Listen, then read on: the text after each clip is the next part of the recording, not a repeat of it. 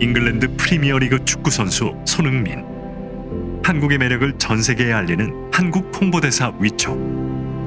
걸그룹 브레이브걸스. 전 세계 1억 5천만 한류 팬들에게 한국을 알리는 한국 홍보대사 위촉. 배우 이민호.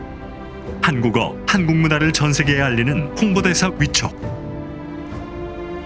시대와 상황은 다르지만 손흥민, 브레이브걸스, 이민호처럼 전 세계에 한국을 알린 우리 역사 속 한국 홍보대사가 있습니다. 1886년 미국에서 한국에 들어와 관립학교인 유경공원 교사로 활동. 1889년 미국 뉴욕 트리뷴에 한국어라는 글 발표.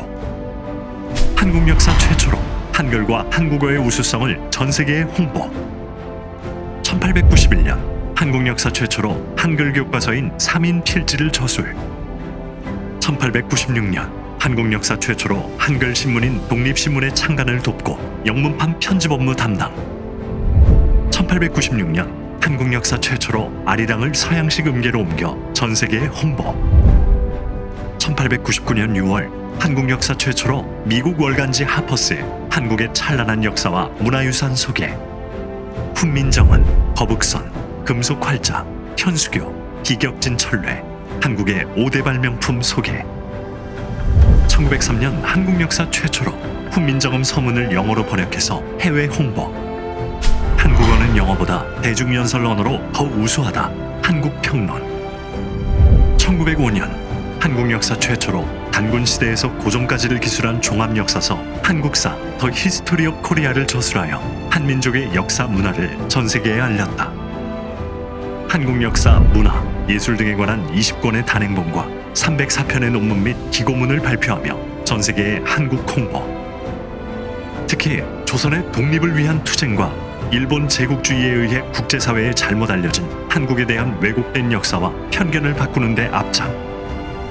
1882년 유명 역사학자 그리피스가 출간한 영어책 은둔의 나라를 대상으로 한국 역사에 대한 왜곡된 인식 시정 활동.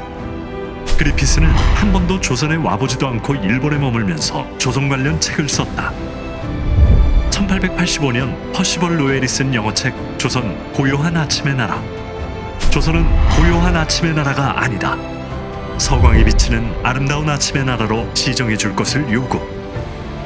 1902년 미국에서 발행된 잡지 뉴 잉글랜드. 그리피스가 한국을 난쟁이 제국으로 비하하는 글을 기고 한국인을 마치 미개하고 지능이 낮은 열등 민족으로 표현했다며 반박글 기고. 조선은 은둔의 나라가 아니다. 그리피스는 제발 조선에 와보고 조선 관련 글을 쓰라. 1905년 대한제국의 밀사로 미국을 방문해 을사늑약이 무효임을 호소. 1907년 네덜란드 헤이그 만국평화회의 특사로 활동. 일본의 조선 침략을 전 세계에 고발하는 국제 여론 형성.